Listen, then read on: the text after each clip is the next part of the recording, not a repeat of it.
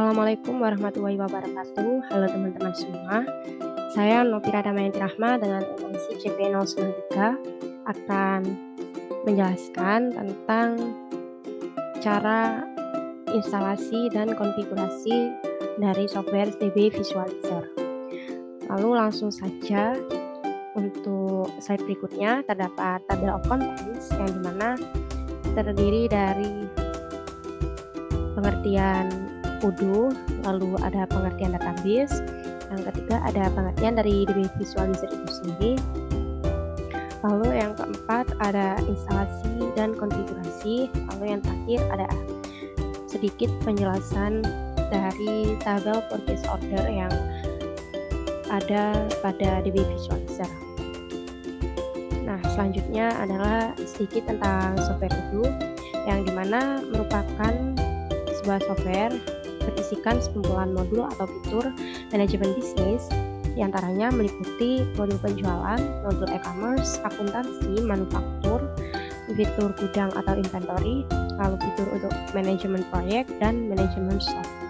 Lalu software UDO sendiri merupakan software yang bersifat open source yang bisa didapatkan secara versi gratis atau versi community dan versi berbayar.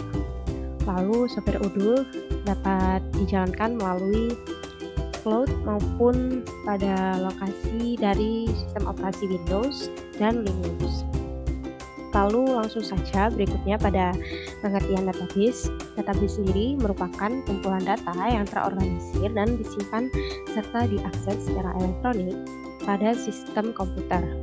Dan dalam pengertian lain menyebutkan database adalah kumpulan data yang disimpan dalam sistem tertentu yang dimana kumpulan data tersebut saling berhubungan sehingga dapat dikelola dengan mudah. Lalu database juga sangat penting dalam pengaturan data yang jumlahnya sangat banyak dan selalu bertambah. Lalu berikutnya ada pengertian dari DB Visualizer, di mana DB Visualizer merupakan sebuah aplikasi yang digunakan untuk sistem manajemen basis data yang independen dari vendor basis data. Lalu DB Visualizer sendiri dapat digunakan di berbagai sistem operasi seperti Windows, macOS, dan Linux atau Unix. Lalu untuk fungsi dari DB Visualizer sendiri adalah sebagai manajemen basis data, yaitu untuk melakukan pengelolaan data seperti melakukan analisis data, melakukan pengulangan terhadap data baru maupun data lama, dan juga sebagai administrator dari basis data. Lalu untuk DB Visualizer sendiri tersedia dalam bentuk gratis atau free maupun untuk keperluan komersial, di mana DB Visualizer yang berbayar atau kategori yang pro.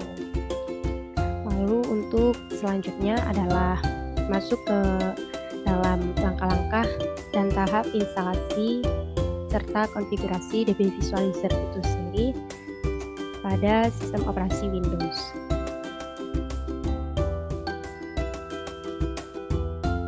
Nah, di sini saya sudah berada di Google Chrome dan langsung saja klik untuk link download dbvis.com/download untuk mendownload software DB Visualizer.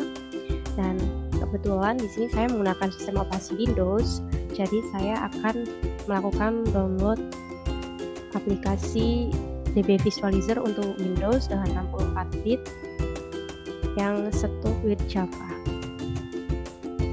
Lalu di sini langsung saja kita klik download this installer.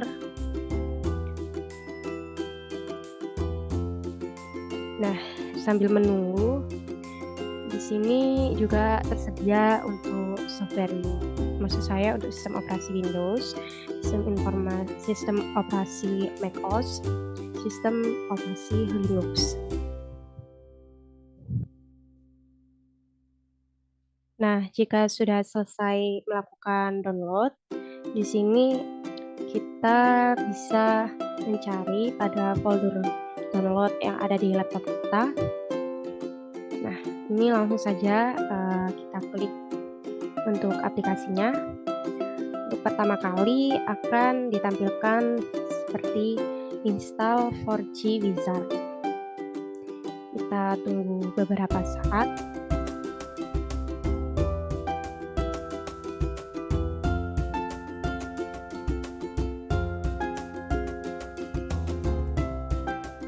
Nah, apabila sudah, maka akan ditampilkan tampilan seperti ini, welcome to the DB Visualizer Setup Wizard. Lalu kita langsung klik next. Nah, lalu di sini kita bisa memilih di mana DB Visualizer akan disimpan. Kalau untuk saya sendiri menyimpannya pada program file. Lalu di sini langsung kita klik next.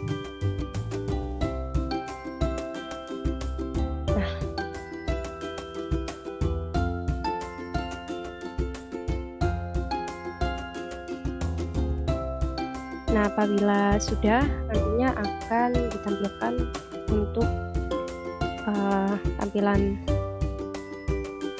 seperti ini. Ini kita langsung saja klik next.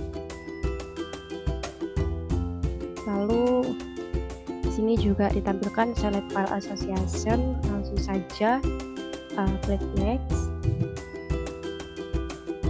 Di sini adalah pilihan untuk create a desktop icon atau create a quick launch icon, yang dimana setelah menginstal DB Visualizer akan dibuat ikonnya di desktop ataupun tidak, kita bisa memilih. Lalu bisa juga langsung di next. Nah, itu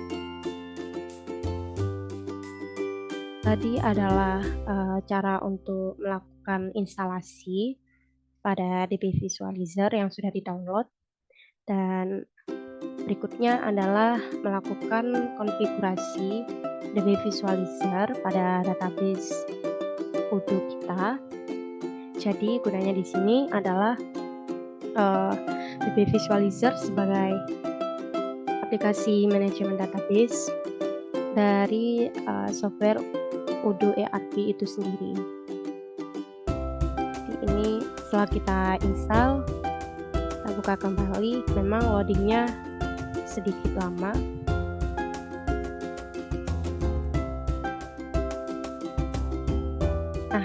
Nah, di sini tampilan awal dari DB Visualizer seperti ini. Untuk apabila kita belum pernah melakukan koneksi database sama sekali, maka bisa klik create a connection atau create a database connection. Dan sebelumnya saya juga sudah mencoba untuk mengkoneksikan Odoo dan berhasil. Namun di sini saya akan menunjukkan cara untuk melakukan konfigurasinya kembali. Jadi misalkan saja di sini saya belum pernah sama sekali untuk melakukan konfigurasi database. Nah, sini untuk nama koneksinya bebas mau diisi seperti apa. Namun untuk saya akan mengisi Odoo MSIB. Lalu untuk database type ini dapat diisi dari jenis database yang akan kita, maksud saya jenis database dari aplikasi Odoo yang dimana jenisnya adalah PostgreSQL. Nah, lalu di sini untuk driver type-nya kita klik juga PostgreSQL. Di sini nanti untuk database server dan database portnya saya tidak perlu mengisi, namun sudah terisi otomatis ketika kita melakukan pengisian driver type. Lalu untuk nama database, di sini saya menggunakan DB script MSIB 4. Lalu untuk authentication-nya database user ID, di sini kita isi OpenPG. Lalu di sini OpenPG PWD. Nah, jika sudah terisi semua, maka kita lakukan server terlebih dahulu, yaitu gunanya untuk melakukan cek terhadap server database-nya apakah berhasil dan apakah sudah tidak ada yang salah atau bagaimana. Nah, apabila terdapat tulisan successfully verified, berarti untuk server database kita sudah cocok dan sudah berhasil. Lalu di sini kita lanjut saja klik connect untuk ke database-nya. Nah, apabila sudah terkonek, maka akan terdapat tampilan connection message PostgreSQL seperti ini dan PostgreSQL JDBC driver. Nah, sekarang kita langsung saja ke pembahasan berikutnya untuk melakukan menjelaskan tabel purchase order dan melakukan penambahan data terhadap tabel purchase order yang ada di database MSIB 4. Sebelumnya saya akan melakukan login terlebih dahulu pada kode SOL saya. Lalu untuk kita mencari tabel purchase order di DB Visualizer-nya, kita langsung saja klik untuk koneksi kode MSIB. Lalu kita pilih database MSIB, kita buka Schemas, lalu pilih yang public. Nah, di sini terdapat informasi nama dari Schemasnya public, untuk ownernya OpenPG dari PostgreSQL sendiri. Lalu kita lihat untuk tabelnya. Di sini terdapat banyak tabel seperti tabel account dan lain-lain, seperti pada modul yang kita install pada database Odoo MSIB. Nah, lalu untuk mencari tabel purchase order, langsung saja kita klik di search bar purchase order. Nah, sini kita langsung saja klik. Kita lakukan klik di tab new. Nah, di sini juga terdapat detail informasinya dari nama tabel, skema, owner, dan lain-lain. Lalu untuk melihat data dari tabel purchase order, kita bisa lakukan klik data. Nah, di sini ditampilkan kolom-kolom yang berisikan data yang berada pada tabel purchase order, seperti ID dari purchase order tersebut yang dibuat secara otomatis, lalu partner ID yang didapatkan dari tabel partner ID yang dimana merupakan seperti ID yang bergantung atau per agent day, lalu ada currency ID, invoice count, dan data lain-lain. Lalu di sini juga terdapat user ID, mana user ID ini yaitu user ID dari pembuat dokumen purchase order tersebut. Lalu juga terdapat company ID. Nah, di sini terdapat name dari nama dokumen purchase order seperti PO1 sampai PO9 yang berada pada database MSIB 4. Lalu di sini juga terdapat banyak data lain, seperti ada invoice status, lalu ada pajak, amount tax, lalu amount total yaitu total harga dari barang-barang yang ada dalam dokumen purchase order. Lalu di sini juga tersedia dari tanggal ordernya, lalu ada data untuk di approve, lalu ada create date dari dokumen purchase order tersebut, dan data-data lainnya. Nah, di sini saya akan melakukan dan mencoba penambahan data dalam purchase order melalui SOL Odoo dengan DB MSIB 4.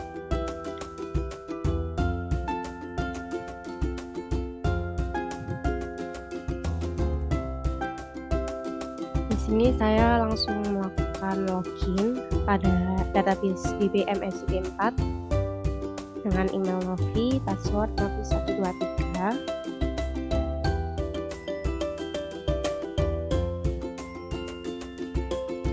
Langsung saja masuk pada modul purchase. Lalu di sini saya akan membuat dokumen request for quotation baru atau RFQ.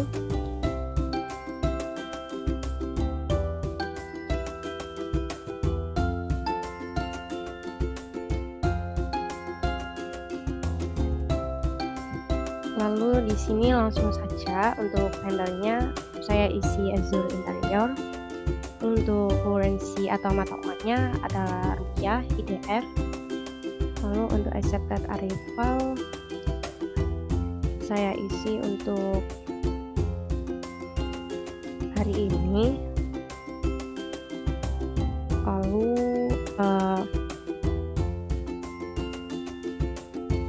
untuk produknya saya akan isikan love base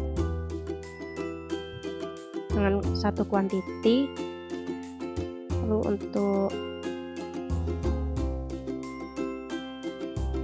pajaknya 15%. Sini langsung saja saya klik confirm order. Nah, di sini akan tampak dari nama dokumen purchase order yang baru adalah PO10. Langsung saja di sini saya klik kembali untuk DB visualizer-nya. Nah, di sini saya lakukan refresh atau reload data. Apakah data PO10 sudah masuk atau belum? Nah, di sini ternyata data PO10 sudah masuk pada DB visualizer-nya dengan amount task sekian dan amount totalnya sekian. Nah, pada DB visualizer sendiri juga bisa digunakan untuk query seperti melakukan mencari data pada database, namun menggunakan query SQL. Jadi untuk caranya sendiri, jika ingin mencari data dengan menggunakan query, di sini terdapat menu action, kita klik, lalu kita pilih yang script table. Nah, untuk di DB visualizer sendiri bisa memilih seperti scripting type-nya, seperti select atau menampilkan data saja, lalu melakukan penambahan data, insert, lalu melakukan update, melakukan delete, ataupun create table dan drop table, dan lain-lain. Sini saya mencoba untuk melakukan scripting type select data atau menampilkan data.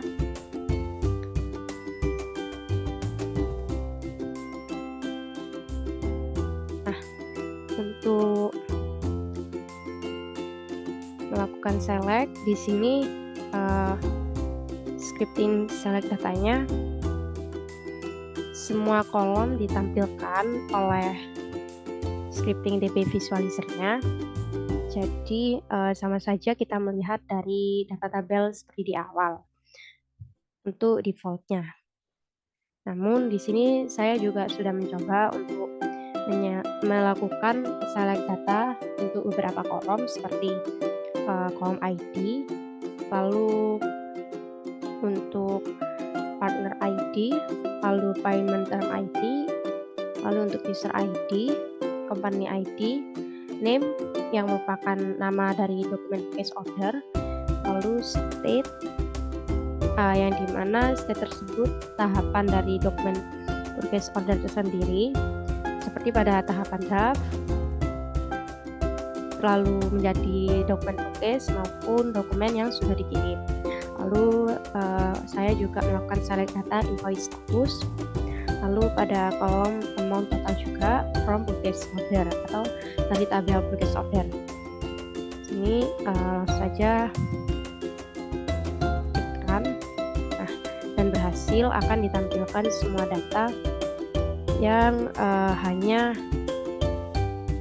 dituliskan pada query select ini, seperti ID, partner ID, payment term ID, user ID, company ID, name, state, invoice status, dan amount total. Sekian penjelasan dari saya, kurang lebihnya Mohon maaf dan apabila terdapat salah kata mohon dimaafkan. Terima kasih sudah menonton. Assalamualaikum warahmatullahi wabarakatuh.